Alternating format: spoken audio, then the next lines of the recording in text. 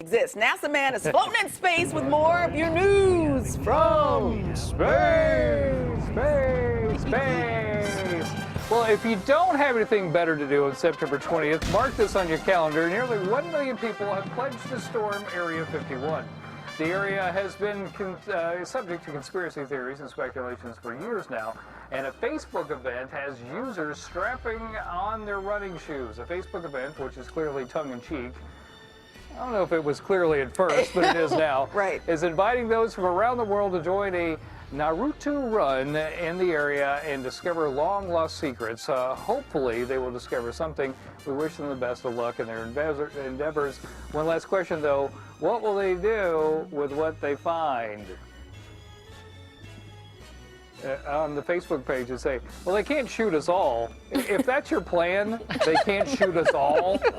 You know that's not a good plan. All right, as if black holes aren't terrifying enough, the Hubble telescope just found one that should not exist. Based on astronomical theories, the disk shouldn't be there, which is puzzling astronomers and scientists alike. An artist's rendering of the black hole is shown next to the telescope image and shows NASA scientists that think that the hole would look like if it broke down scientifically. Either way, a black hole is terrifying even if it's 130 million light years away. On the bright side, now is the perfect time to test Einstein's theory of relativity. Who is going to tell that black hole it shouldn't be there? Who's going to do it? Who's going to do it?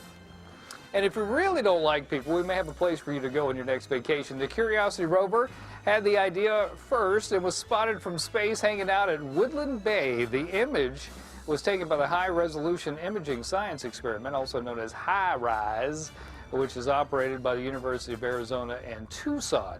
Unfortunately, there are no beaches around it, but there are clay and lots of quiet time to relax. That's pretty cool.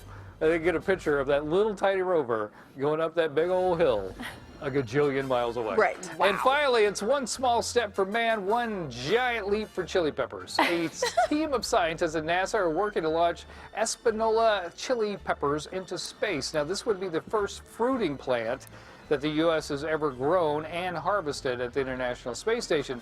So why peppers, you ask? Why peppers? Thank you for asking. One of the challenges about growing crops in space is that a plant must be easily pollinated and be able to survive in a high carbon dioxide environment. Scientists found that certain chili peppers can do both of these things. So there you go. Chili peppers, which are packed with plenty of vitamins, will also help astronauts stay healthy in space.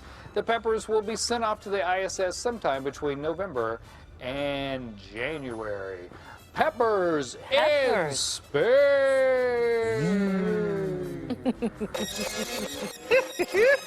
Thank you, NASA man. You're welcome. Yes, thank you. Thank you.